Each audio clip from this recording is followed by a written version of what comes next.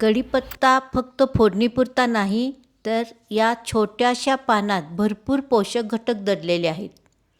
तर आज आपण लहान मुलेसुद्धा आनंदाने खातील अशी चविष्ट आणि पौष्टिक कढीपत्त्याची चटणी सोप्या पद्धतीने कशी बनवायची पाहणार आहोत.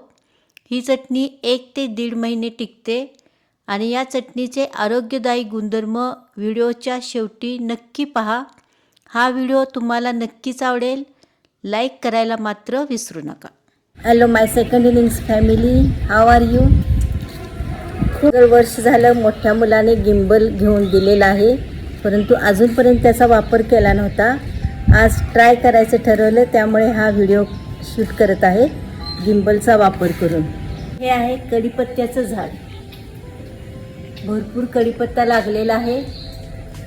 आज सकाळीच वॉकिंग करून आल्यानंतर ह्यांच्याकडून कढीपत्ता काढून घेतला आहे आणि ह्याची रेसिपी तुम्हाला दाखवणार आहे. आता नक्की पहा आणि आवडली तर नक्की कमेंट करून सांगा. म्हणजे यासारख्या हेल्दी रेसिपीज आपल्या यूट्यूब फॅमिलीला आपण नक्की शेअर करू.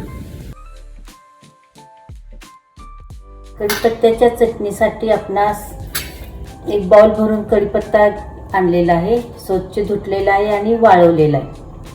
नंतर हरभऱ्याची डाळ पाव वाटी, वाटी थोडी मोठी आहे त्यामुळे पाव वाटी घेतली आहे. शेंगदाणे पाव वाटी, उडीद डाळ पाव वाटी, खोबरे पाव वाटी, 2 चमचे तीळ,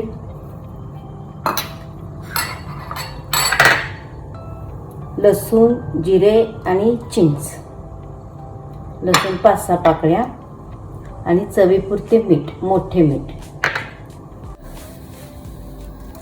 सुरुवातीला स्लो गॅसवर कढईमध्ये कढीपत्ता कुरकुरीत भाजून घ्यायचा. यासाठी सफोलाचे ग्राउंडनट कोल्ड प्रेस्ड ऑइल वापरलेले आहे, जे हेल्दी आहे हेल्थसाठी.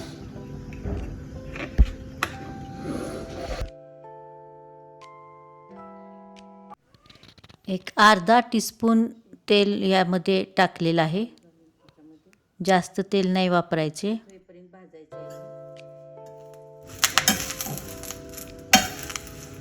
थोडंसं तेल घातल्यामुळे छान असा कुरकुरीत होतोय.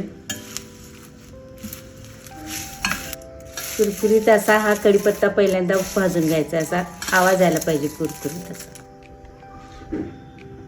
अर्धा चमचा तेल घ्यायचं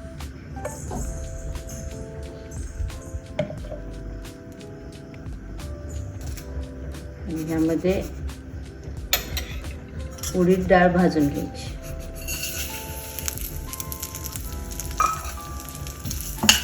खरपूस अशी जरा ब्राऊन कलर लालसर होईल अशी डाळ भाजून घ्यायची.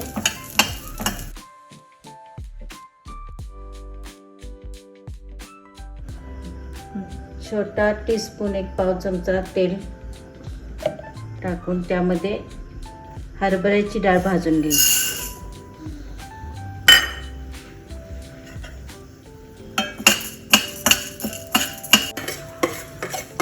हे सुद्धा खरपूस भाजून काढून घ्यायचं आहे.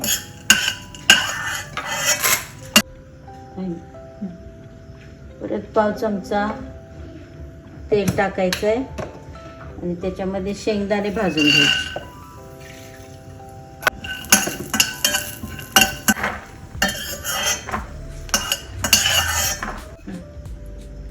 नंतर त्यामध्येच तीळ भाजून घ्यायचे. झाल्यानंतर खोबरे त्यामध्येच भाजून घ्यायचे.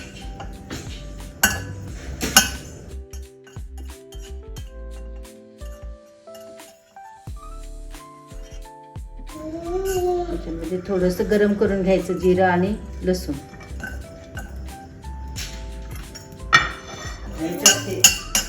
गॅस बंद करायचा. थोडंसं गरम झालं की काढून हे पूर्ण मिश्रण थंड करून घ्यायचं एकदम. कढीपत्ता पण आपला मस्त तयार झालेला आहे भाजून. आणि नंतर त्यामध्ये चिंच थोडी घालायची. चिंच किंवा आमचूर पावडर घातली तरी चालते आणि चवीपुरतं मीठ, मोठं मीठ वापरायचं. हे सर्व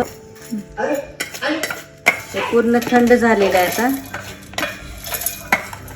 सुरुवातीला फक्त डाळी, शेंगदाणे, खोबरे हे सर्व जे मिश्रण आहे ते फिरवून घ्यायचं मिक्सरमधून थोडंसं फिरवून घेतलेलं आहे आधी. आणि नंतर मग चीज, मीठ आणि कढीपत्त्याची पाने